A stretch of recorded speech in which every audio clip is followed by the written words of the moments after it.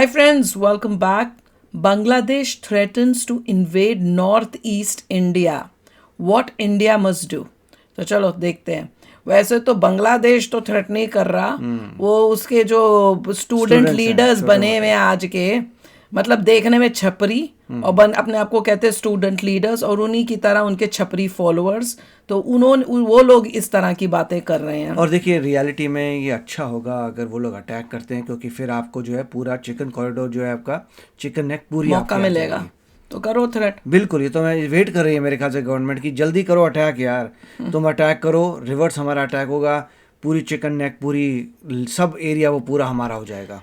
नहीं, और तुम मतलब सोच के तो बोलो.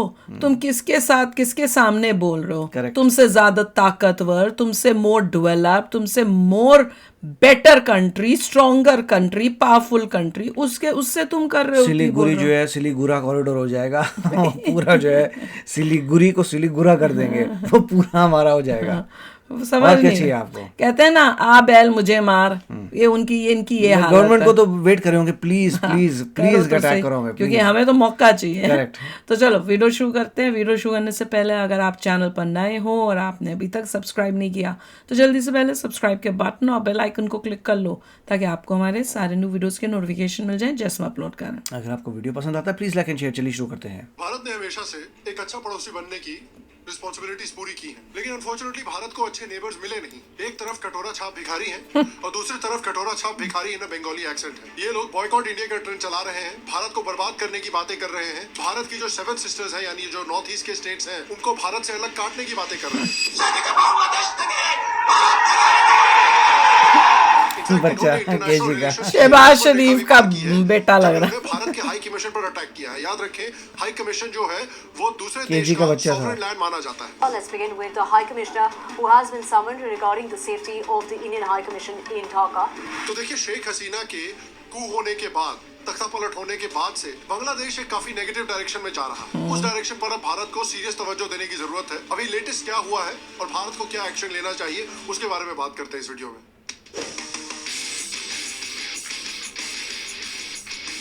हेलो शाम शर्मा शो के इस वीडियो में आपका बहुत बहुत स्वागत है. मैं हूं सेक्युलरिज्म का सीईओ शाम शर्मा और आप सबको एक सेकंड प्रणाम. वीडियो में आगे बढ़ने से पहले मैं आपको बताना चाहता हूं उडू के बारे में, जो आपके बिजनेस को नेक्स्ट लेवल तक पहुंचाने की कर सकते हैं. इस ऐप से कई सारे टास्क हैं. उडू सिर्फ सारी कम्युनिकेशन हिस्ट्री बहुत इजीली जोहो में लोगों को जाना चाहिए एक्चुअली. और अनवांटेड उडू कैसे रिड्यूस करता है, जिससे आप लिंक तो उस देश को बांग्लादेश कहा जाता है. बांग्लादेश अपनी कॉन्स्टेंटली डिग्रेडिंग इकोनॉमी और मैसिव इंक्रीज इन अनएम्प्लॉयमेंट के बाद देश के नव युवक सड़कों पर उतरे हैं और अपनी सरकार से सवाल नहीं उठा रहे, लेकिन उल्टा भारत को धमकियां दे रहे हैं, भारत में जिहाद करने की क्या बात कर रहे हैं. चुपूदा है सबके सब. देखो तो सही. बड़ी मात्रा में मॉब्स जो है वो बांग्लादेश में इकट्ठे हो रहे हैं और इंडिया की सॉवरेनिटी को ओपनली चैलेंज किया जा रहा है. केजी के बच्चे हैं. हाँ, देखो क्या छट्टे छट्टे से शक्ल से बच्चे से. 7 सिस्टर्स यानी नॉर्थ ईस्ट के स्टेट्स अलग काटने की बात कर रहा है. इनको शायद याद नहीं है, लेकिन याद होना चाहिए कि इनके जो नाजायज बाप हुआ करते थे पाकिस्तान, उन्होंने भी इसी तरह की धमकियां दी थी, लेकिन 1971 में उनको काट के 2 हिस्से कर दिया. तो जब नाजायज बाप से नहीं हो पाया तो बेटे की क्या औकात है. और इसी के साथ इन्होंने एक बड़ी लक्ष्मण रेखा क्रॉस की है, जब इंडियन एम्बेसी में भी इन्होंने हमला करने की कोशिश की. দর্শক এই মুহূর্তে জুলাই ঐক্যজোট তারা কিন্তু long march to Indian high commission barricades हटा दिए गए. इन्होंने इंडियन एम्बेसी में घुसने की कोशिश की और इंडियन एम्बेसी को जलाने की कोशिश की. और ये सब देखिए बांग्लादेश में ऐसे ही ऑर्गेनिकली नहीं हो रहा है. ये खींचा क्यों नहीं जा रहे I हैं? mean, लॉरिएट मोहम्मद यूनिस की गवर्नमेंट का भी इन्वॉल्वमेंट होगा ही होगा. जो लोग इस समय पर भारत को धमकियां दे रहे हैं, ये लोग रेडिकल एलिमेंट्स हैं, जिसका इस्तेमाल करके ये कू किया गया था, जहां से शेख हसीना का तख्ता पलट किया गया था और यूनुस को एज ए पपेट लीडर बिठाया गया था. इन रेडिकल एलिमेंट्स में से एक था शरीफ ओस्मान हादी, जो कि बांग्लादेश का एक स्टूडेंट लीडर था, जिसने शेख हसीना का तख्ता पलट को भी खत्म सपोर्ट किया किया गया. था. और वही है. ये भारत के नॉर्थ ईस्ट को भारत से काटना चाहता था और भारत पर हमला करके ग्रेटर ये बांग्लादेश दिखा रहे हैं. बनाना चाहता था, जिसमें वो बिहार को भी हथियाना चाहता था. इन लोगों को शायद बिहार के बारे में ये बात याद याद नहीं है कि ये साले बिहार लेना चाहते हैं। नोआखाली का जब मैसेकर हुआ था उसके बाद इन्होंने पार्टीशन में बिहार लेने की कोशिश की थी और उसका रिजल्ट ये हुआ था कि नोआखाली में जितने हिंदू मारे गए थे उससे 2-3 गुना ज्यादा मुस्लिम बिहार में मारे गए थे, वो मुस्लिम जो दंगे करके बिहार को पाकिस्तान बनाना चाहते थे। आओ बिहार जरा लेके देख लो, इस बार ये जो तुम्हारी 100% टर्किश है ना वो बड़े अच्छे से टूटेगी फिर। लेकिन ये आदमी जो ग्रेटर बांग्लादेश के सपने देख रहा था उसको किसी अननोन गनमैन ने हाल में ही हुरो के पास भेज दिया और इसके बाद इस इस्लामिस्ट का जो भारत के टुकड़े करना चाहता था, भारत की जमीन हथिया कर ग्रेटर बांग्लादेश बनाना चाहता था, उसको बांग्लादेश क्रिकेट की ऑफिशियल ट्विटर अकाउंट शेयर कर रही है, जबकि इस मामले का क्रिकेट से कोई लेना देना नहीं है। तो एक तरफ बांग्लादेश। अच्छा, अब इसी में एक मुझे याद आया, दो चीज़ें थी। अब एक तो मेरे दिमाग से इसलिए रोक के बोलना पड़ता है, नहीं तो मेरे दिमाग से उतर जाती है। ये बांग्लादेश के कोई किसी प्लेयर को आईपीएल में लिया गया है और वो शाहरुख खान की टीम है जिसने लिया है बांग्लादेश का प्लेयर। गलत तो है। वही इंडियंस बोल रहे हैं कि जब तुम्हें पता है बांग्लादेश हमारे शाहरुख खान अगेंस्ट की कर टीम को रहा बाबा है करो। तो तुमने क्यों बांग्लादेश की टीम का प्लेयर लिया अगेंस्ट शाहरुख खान? क्यों तुमने खरीदा? जहाँ जिस देश में तुम बैठे हो, Religion। जिस देश की वजह से तुम्हारा घर चल रहा है, तुम्हें अमीर हुए हो इतने, तुम वहाँ उस देश के में रहकर तुम एक बांग्लादेशी प्लेयर क्यों ले रहे हो? तो आपने वो उस टीम समझ को नहीं आया। बायकॉट क्यों नहीं किया? एग्जैक्टली, उस पे भी करना चाहिए। और ये सुन के बड़ा ही शौक लगा। जनता इंडिया की सॉफ्ट है बड़ी। पता नहीं, बहुत फॉरगिव फॉरगेट, भूलने की बीमारी हमें बहुत है बस है। को एंडोर्स कर रहे हैं और दूसरी तरफ केकेआर इन्हीं बांग्लादेशी प्लेयर्स को खरीद रहा है। अब देखिए द बहुत। अच्छा, और दूसरी बात अब मैं वो ये बोलनी थी कि ये जो अननोन गनमैन ने किया है ना काम, बहुत ही अच्छा किया है। इससे बाकियों को जो बांग्लादेश में एंटी इंडियन लोग हैं उनको भी एक वार्निंग जाती है कि सोच समझ के पब्लिक में जाके बोलो। ज़्यादा स्टेटमेंट दी इंडिया के अगेंस्ट या इस टाइप की कि हम तुम्हारी ज़मीन ले लेंगे, 7 सिस्टर्स ले लेंगे, ग्रेटर बांग्लादेश बना लेंगे इंडिया की ज़मीन लेके, तो बेटा तुम्हारी गिनती के दिन ही है ज़मीन पर। बेहतर मेरा तो साफ साफ कॉन्सेप्ट वार्निंग है उनको, अब डरेंगे वो। प्लीज आप लेने की कोशिश करो। वो तो है ही है। हम तो उससे अच्छा मौका इंडिया को नहीं पाकिस्तान के मिलेगा। टाइम भी बोलते थे प्लीज करो ताकि हम ले, पर अनफॉर्चुनेटली हमने तब लिया नहीं। अब अगर ये करें नहीं, तो नहीं करेंगे। होप यही है कि भैया इस बारी जब अब बांग्लादेश करे तो अपना एरिया अपनी मिलिट्री को बोलो अटैक करे, लेट अस सी। एग्जैक्टली। कोड बांग्लादेश की क्रिकेट टीम एंड बाय एसोसिएशन बांग्लादेश का क्रिकेट बोर्ड एक आउट एंड आउट इस्लामिस्ट को ओपनली सपोर्ट कर रहे हैं जो इंडिया को इन्वेड करके इंडिया के टुकड़े करना चाहता है और ग्रेटर बांग्लादेश बनाना चाहता है। और हमारे कोई एक्टर्स बॉलीवुड में बैठे हुए शाहरुख खान जैसे, वो बांग्लादेश की टीम के लोगों को फिर भी ले रहे हैं। आओ टीम हम को तुम्हें क्यों नहीं करते बायकॉट? सोचने वाली बात है कि इतनी हिम्मत हुई कैसे? क्या उसको पता नहीं, या उनको उसको पता नहीं चलता कि कितना तुम्हारे उस इंडिया के अगर अंदर, कोई टीम इंडियंस के अंदर एंटी गुस्सा इंडिया आएगा? काम कर रही है तो इंडियन क्या बोलेंगे? बोलेंगे एंटी इंडिया काम कर रहे हो तुम। क्योंकि इन लोगों को जो है इनको पाकिस्तान और बांग्लादेश से कोई स्पेशली प्यार है। क्योंकि किसी एक इंटरव्यू में शाहरुख खान ने ये भी बोला था कि मेरे जो पेरेंट्स थे या कुछ, वो वहाँ से पाकिस्तान से आए हुए हैं, तो मेरा तो स्पेशल हार्ट में पाकिस्तान स्पेशल है, हार्ट के अंदर। ऐसा कुछ उसने किसी एक इंटरव्यू में भी बोला था। आपके रिलेटिव्स हैं, दैट्स द रीजन है। पता नहीं आपके कईयों के तो बांग्लादेश में रिलेटिव्स भी हैं, हैं। इसका पता नहीं अभी भी रिलेटिव्स हैं कि पेरेंट्स वहाँ से आए हो थे, सकता है क्या है रिलेटिव्स मुझे नहीं कुछ समझ में आया। पाकिस्तान में कुछ बांग्लादेश में हो। और वो क्यों, मैं तो वो सोचूं कि वो उसके पेरेंट्स क्यों यहाँ इंडिया आएंगे? हिंदूज आए थे, राइट? अब वो भी कंफ्यूजन हो रहा है, पता नहीं क्या बोला था उसने। अगर अगले के रिलेटिव्स हैं इन कंट्रीज में, हो दैट्स सकता व्हाई हो ही इज डूइंग फिर। इट, बट वो कंट्रीज जो हैं अनफॉर्चुनेटली एंटी इंडिया हो गई हाँ, हैं। और नहीं, वो पहले से एंटी इंडिया थी, पार्टीशन का मतलब ही यही था। तो फिर आप क्या करें? हाँ, फिर और आपको बाय-बाय बांग्लादेश करनी पड़ेगी ना। जो देश अब तुम्हारे देश के अगेंस्ट है, तुम कैसे उन देशों के साथ अपनी दोस्ती लगा सकते हो, दिखा सकते हो इंडिया में रहकर? कि क्या आप कुछ एक्शन लेने को तैयार हैं? क्या आप अनाउंस करेंगे कि आप कोई भी बायलैटरल टूर्नामेंट्स बांग्लादेश के साथ अब नहीं खेलेंगे? नहीं खेलनी और चाहिए। बांग्लादेशियों को पूरी तरह से आईपीएल से बैन किया जाएगा। देखा क्या वही? आप अनाउंस करेंगे ऐसा? लेकिन करना अनफॉर्चुनेटली चाहिए। देखिए पाकिस्तान के साथ हमने इनका रुतबा देखा है। अनफॉर्चुनेटली दिस इज बीसीसीआई, इनका कोई भरोसा नहीं है। ये कल के कल 10 मैच की बायलैटरल सीरीज बांग्लादेश के साथ अनाउंस कर दे और ये भी अनाउंस कर दे कि केकेआर जो है वो पूरी की पूरी बांग्लादेशी क्रिकेट टीम को आईपीएल में खेलने के लिए खरीदने वाली है। और इस समय बांग्लादेश में स्ट्रीट वायलेंस के केसेस काफी बढ़ रहे हैं। लिटरली पाकिस्तान जैसी हालत हो रखी है। इनफैक्ट एक हिंदू आदमी को बहुत बेरहमी से लिंच करके मारा गया है इन सो कॉल्ड प्रोटेस्टर्स के द्वारा। हिंदू आदमी को नहीं, हिंदू बांग्लादेशी को। बहुत डिफरेंस है हमारी सोच और पाकिस्तान की सोच में। बांग्लादेशी को बांग्लादेश में कई हिंदू रेजिडेंशियल एरियाज को भी अटैक किया गया है और उसके साथ साथ इंडियन एम्बेसी के हाई कमिश्नर को भी टारगेट किया गया है। और देखिए, जब 1971 में इंडियन आर्मी ने बांग्लादेश को पाकिस्तान से आजाद करवाया था, बांग्लादेश को बचाया था, तो बांग्लादेश की गवर्नमेंट ने इंडियन आर्मी की कई स्टैचूज बनवाए थे इसको कमेमोरेट करने के लिए। तो आज ये तोड़वा दिए हो तो। टॉयलेट क्लीनर इन स्टैचूज को तोड़ रहे हैं जा जाके। तोड़ चुके हैं जी, और तोड़ रहे हैं। पता नहीं वो पहले का तोड़ा होगा। और बांग्लादेशी मीडिया भी इन रेडिकल तो पहले ही तोड़ चुके हैं बहुत चीजें। सारे न्यूज चैनल्स के और न्यूज़पेपर्स के ऑफिसेज को भी जलाया जा रहा है। और देखिए, यही तो कमाल की बात है। और मुझे लेटेस्ट खबर ये आई है कि इन मीडिया हाउसेस के ऑफिसेज जलने के बाद बांग्लादेश जो है वो 10 रैंक ऊपर चला गया है प्रेस फ्रीडम इंडेक्स में। इंडिया को तो बहुत पीछे छोड़ दिया इन्होंने। तो इतनी वायलेंस करने के बाद, लोगों को लिंच करने के बाद भी इस वायलेंट मॉब के खिलाफ कुछ भी एक्शन नहीं लिया गया है। और आज की डेट में भी ये लोग बांग्लादेश में खुलेआम घूम रहे हैं और भारत को धमकियां दे रहे हैं। इनमें से तो कुछ लोग ये बोल रहे हैं कि बांग्लादेश से अगर पैसे नहीं मिले तो हिंदुस्तान के लोग भूखे मर जाएंगे। और इंडिया का मेजॉरिटी बजट बांग्लादेश से आता है। देखिए, बांग्लादेश के बारे में बहुत सारी चीजें खराब है ऑब्वियसली, लेकिन मुझे लगता है एक चीज जो उनके पास भारत से भी बढ़िया है वो है चरस। पता नहीं कौन से लेवल का ये लोग चरस फूक के ये सब बातें कर रहे हैं। आई थिंक थोड़ा सा अगर आपके पास एक्स्ट्रा पाकिस्तानियों की तरह बन रहे हैं ना। बांग्लादेश एक ऐसी जगह पे खड़ा है कि बेसिकली पाकिस्तान से कम हो। देखो, बिल्कुल पाकिस्तान के लोग जैसे बात करते हैं, दिमाग घर में छोड़ के कुछ भी बोल देना, उसी तरह से बांग्लादेशी भी बोल रहे हैं, जैसे दिखा रहे हैं कि भैया हमारे से चल रहा है इंडिया। वो कौन सा इंडिया तुम्हारे से चल रहा है? अनपढ़ है ना, that's it। हाँ, बल्कि तुम बांग्लादेश इंडिया से चल रहा है। तुम्हें टमाटर प्याज की जरूरत इंडिया से होती है। जब बंद कर देते हैं तो तुम्हारी शेख हसीना आके बोलते हैं कि प्लीज हमको दे दो, और जगह बाकी कंट्रियों को चाहे आप बंद कर दो पर हमारे को जरूर दे दो। मुझे खुद याद है, मैंने ये जब वो आई थी इंडिया तो उसने खास स्पीच में ये मोदी जी को देख के बोला था कि भैया मोदी जी प्लीज हमको दे दो। शेख हसीना थी तो बांग्लादेश ऊपर जा रहा था, वो बाहर गई तो पूरा डूब रहा है। अभी तो और डूबेगा, अभी देखते जाओ, अभी तो शुरुआत हुई है। जब बांग्लादेश में तख्ता पलट हुआ था और शेख हसीना भारत आई थी, और जब से मोहम्मद यूनुस की पपेट सरकार बिठाई गई है, तब से बांग्लादेश में भारत के खिलाफ और खासकर हिंदुओं के खिलाफ हॉस्टिलिटी चरम सीमा पर पहुंच चुकी है। पिछले साल भी हिंदुओं को रेडिकल इस्लामिक मॉब्स ने बहुत ब्रूटली असॉल्ट किया था, जहां पर औरतों और बच्चों तक को नहीं छोड़ा गया था।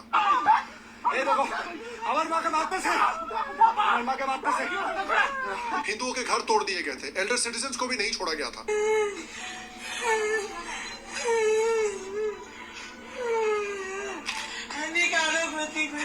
मंदिरों तक तोड़ दिया गया, मूर्तियों को तोड़ दिया गया। क्या डिफरेंस है पाकिस्तान में और बांग्लादेश में आज? एक अपने आप को अरबिक समझते हैं, एक अपने आप को 100% टर्किश ब्लड समझते हैं। दोनों ही शायद पागल हैं। और जिस समय पे ये सब हो रहा है, उस समय पे इनका जो पपेट लीडर है मोहम्मद यूनुस, एकदम चुप बैठा हुआ है। और ये सब कन्वर्टेड है। करने से भी डिनाई किया है, क्योंकि ये जो रेडिकल एलिमेंट्स है ये मोहम्मद यूनुस की सरकार को खुद प्रॉप अप कर रहे हैं, फैसिलिटेट कर रहे हैं। जमात इस्लामी जैसी रेडिकल मुस्लिम ऑर्गेनाइजेशंस के ऊपर बैन को यूनुस ने पावर में आते ही हटा दिया था। और ये रेडिकल्स जो है ये पाकिस्तानी और इंडियन मुस्लिम्स को भी इस जिहाद में ज्वाइन करने के लिए इन्वोक कर रहे हैं। 14 কোটি মুসলমান 28 কোটি হাতে যদি গজারির লাঠি নেয়, আল্লাহর দ্বীনের কালেমা দিল্লির লাল কেল্লায় উড়ায় দেওয়া হবে।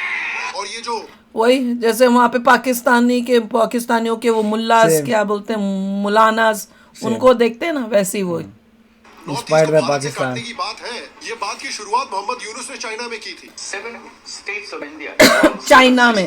they are landlocked country, landlocked region of India. They have no way to reach out to the ocean. We are the only guardian of the ocean. First, Guardian of the So this ocean. opens up a huge possibility. और आज जितने भी Islamic radicals हैं बांग्लादेश में, हिम्मत ये सब देखो। यही बातें कर रहे हैं। पाकिस्तान का स्टेट अपैरेटस इस समय पे उन लोगों को जो इंडिया की सॉवरेनिटी को डैमेज करने की कोशिश कर रहे हैं, या तो ओपनली सपोर्ट कर रहा है या टैसिटली सपोर्ट कर रहा है। ऐसे समय में बांग्लादेश को हंड्रेड्स ऑफ करोड़ का एड भेजना, उनके इंफ्रास्ट्रक्चर डेवलपमेंट को फंड करना, आईपीएल में उनके प्लेयर्स को पैसे कमाने की अपॉर्चुनिटी देना, ये बिल्कुल गलत है। ये बिल्कुल रोकना चाहिए। बिल्कुल। बांग्लादेश के आतंकियों का अलेजेडली भारत में हो रहे कुछ अटैक्स में भी हाथ है, जैसा हमने मुर्शिदाबाद राइट्स में देखा था।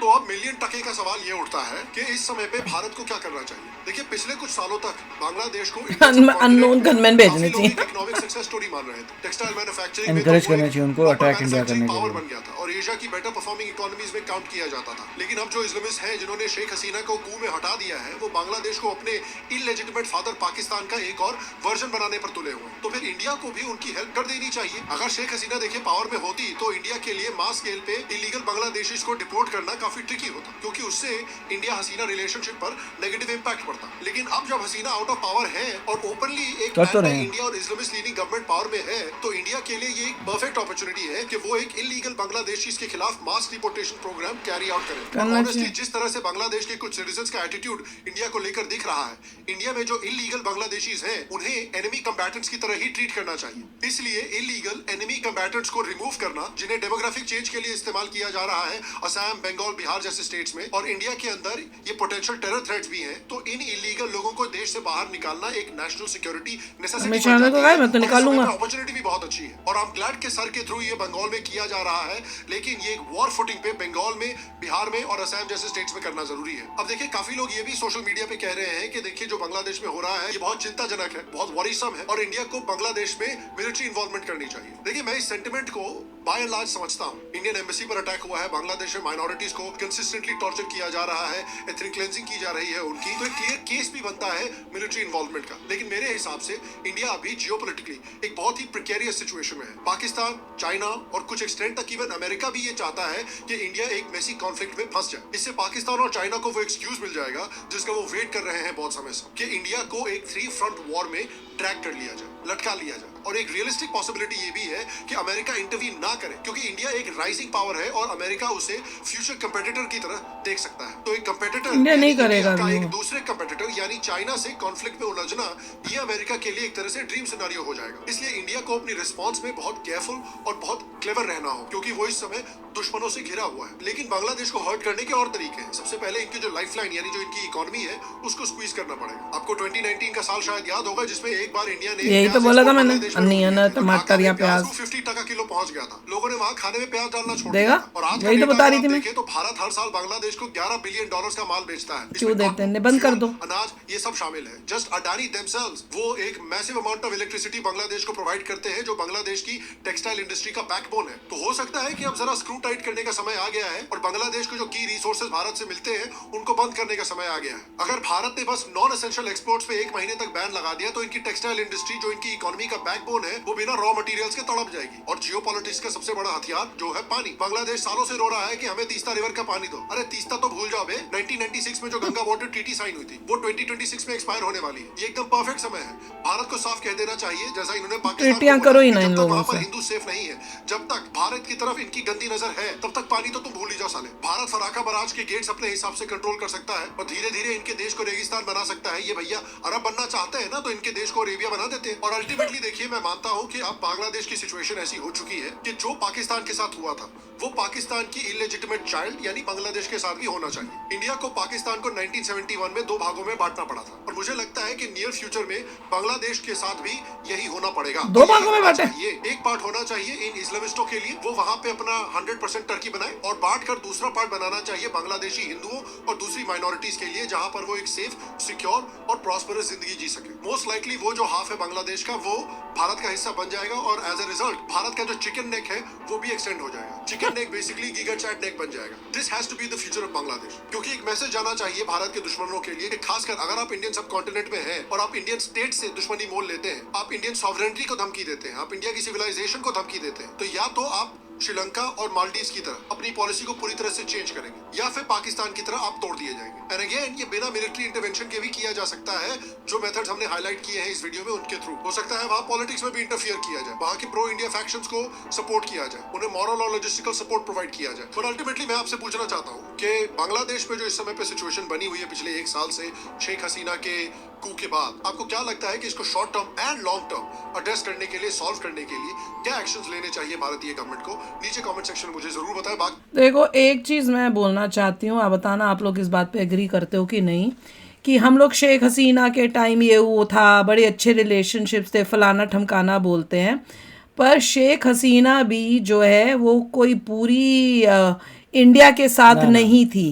वो भी अब कोशिश कर रही थी धीरे धीरे इंडिया से दूर होने की और चाइना की तरफ जा रही थी, पर उसकी मजबूरी थी कि भैया इंडिया ने जब प्रेशर दिया उसको कि भैया अगर ऐसे होगा या करोगे तो फिर हम तुम्हारी हेल्प नहीं करेंगे, तब वो धीरे से तब तो स्लाइड टर्न होके फिर इंडिया की तरफ आई थी। पर उसका अभी तक जो था डायरेक्शन यही लग रहा था कि वो कोशिश कर रही है कि मैं इंडिया से दूर होकर चाइना की दोस्ती ज्यादा करने की कोशिश में थी। और मैं कहना चाहती हूँ कि उसी के टाइम में अगर वो इतनी ही समझदार, उसको पता है अपनी हिस्ट्री, उसको पता है इंडिया ने उसको पहले भी बचाया था जब उसके फादर के ऊपर अटैक हुआ था, तब भी इंडिया ने उसको शरण दी थी, सब दिया था। तो उसके बावजूद जब उसके देश को सेक्युलर के हटाकर इस्लामिस्ट बनाया जा रहा था, डिक्लेयर किया जा रहा था, तब वो क्यों मना नहीं किया कि नहीं हम सेक्युलर कंट्री ही रहेंगे? क्यों नहीं उसने किया? जब इतना मतलब रेडिकलाइजेशन उसी के टाइम में हो रहा था ना, अब वो इतनी ब्लाइंड तो हो नहीं सकती। हो सकता है उसको ये लग रहा हो कि ये रेडिकलाइजेशन उसके लिए हेल्पफुल होगा, पर पड़ गया उल्टा। अगर उसको पहले से ही पता होता है रेडिकलाइजेशन, तो उसे पता ही होगा कि मेरी कंट्री में हो रहा है। हाँ, तो वही तो कह रही हूँ। तो वो अपने फायदे के लिए पॉलिटिशियंस जैसे करते हो, मैं इसका फायदा उठाऊंगी, ये सोच के वो कराती रही। सेक्युलर कंट्री से इस्लामिस्ट बना दिया कि लोगों को खुश करने के लिए, कि मेरी पॉपुलेशन जो है खुश हो जाए। रेडिकलाइजेशन, और तो उसको लगा कि मुझे परमानेंटली बनाए रखेंगे, ये सोच के। उसको ये नहीं पता चला था कि उल्टा इसके ऊपर ही पड़ जाएगा। तो ऐसा हमें ये भी उस गलत फहमी में नहीं रहना चाहिए कि शेख हसीना जो थी बहुत ही प्रो इंडिया थी, वो प्रो इंडिया से हट के धीरे धीरे दूसरी तरफ जा रही थी चाइना थिंक टैंक जो है, थिंक टैंक ऐसा नहीं है आपको लग रहा है कि कुछ कर नहीं रहा, कुछ कर रहे हैं, वो कर रहे होंगे, आपको पता नहीं चला, बहुत कुछ कर रहे होंगे। They are doing lot of things, बहुत स्ट्रेटजी बना रहे हैं। एक अननोन गनमैन जो है वो एक उसी का कोशिश। अगर आपको लग रहा है कि गवर्नमेंट अभी सोच रही है, तो ऐसा नहीं है, गवर्नमेंट बहुत कुछ कर रही है। और दूसरा, अगर वो अटैक करते हैं तो चिकन नेक बढ़ जाएगी, वो भी एक पॉइंट हो सकता है कि आप उसकी वेट कर रहे हैं। और दूसरा जो है, आपको एक्सपोर्ट करना बंद भी कर सकते हैं सामान, तो बहुत कुछ कर सकते हैं। कुछ ना कुछ नेगोशिएशन चल रहा है, कुछ ना कुछ चल रहा है, इसीलिए रुके हुए हैं। We will see. नहीं, अगर तो इनकी गवर्नमेंट वाले इलेक्शन आने वाली है, उसमें हो सकता है शेख हसीना की पार्टी जीत जाए, we don't know. Most likely वो खोल करने ही नहीं देंगे उसको, इलेक्शन में खड़े ही नहीं होने देंगे, जहां तक मुझे लग रहा है। उसको नहीं, उसकी पार्टी का कोई ना कोई खड़ा होगा, क्या होगा, वी विल सी। हाँ, देखते हैं। तो चलो आप भी बता, अभी शेयर करना अपने थॉट्स। चलते हैं, मिलेंगे नेक्स्ट वीडियो में बहुत ही जल्द। Till then take care and bye bye. तो अगर आप मेरे इस चैनल पे नए हो तो जल्दी से सब्सक्राइब के बटन को हिट करो और बेल आइकन को क्लिक करो, ताकि आपको मेरा जब नया वीडियो मैं लगाऊं, आपको उसके बारे में जल्दी से पता चल जाए।